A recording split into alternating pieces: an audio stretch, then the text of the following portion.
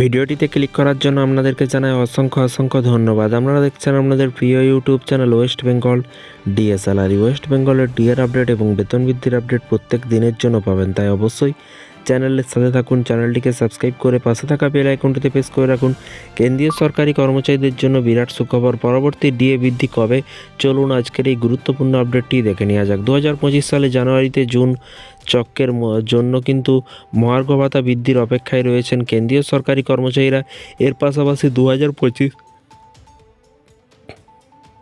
সাল শুরু হতেই কিন্তু কেন্দ্রীয় সরকারি কর্মচারীরা জানুয়ারিতে জুন চক্রের জন্য কিন্তু মহার্ঘ ভাতা বৃদ্ধির জন্য অধীর আগ্রহে কিন্তু অপেক্ষা করছেন। এর পাশাপাশি বলা হয়েছে যে কেন্দ্রীয় সরকার বছরে দুবার মহার্ঘ ভাতা এবং মহার্ঘ ভাতা কিন্তু বৃদ্ধি করে বা ঘোষণা করে।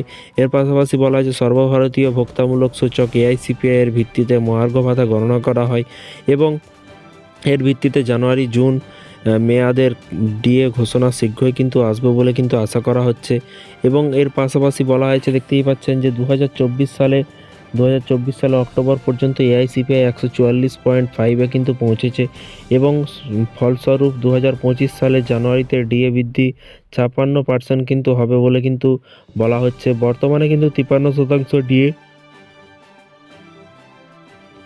পাওয়া যাচ্ছে। চলতি বছরের অক্টোবর মাসে দীপাবলির আগেই ডিএ বৃদ্ধি করা হয়েছিল। চূড়ান্ত ডিএ গণনার জন্য কিন্তু নভেম্বর এবং ডিসেম্বরে 2024-এর জন্য কিন্তু তথ্য প্রয়োজন এবং ডিসেম্বরের তথ্য 2025 সালে ফেব্রুয়ারিতে আসবে, অর্থাৎ পরবর্তী ডিএ ঘোষণা ফেব্রুয়ারি মাসেই কিন্তু শেষের দিকেই কিন্তু আসতে পারে বলে কিন্তু মনে করা হচ্ছে। কর্মচারী এবং পেনশনভোগীদের বকেয়া পরিশোধ করা হবে বলেও কিন্তু জানানো হয়েছে। দীপাবলির সময় এটি 50% থেকে 53% বৃদ্ধি পায়।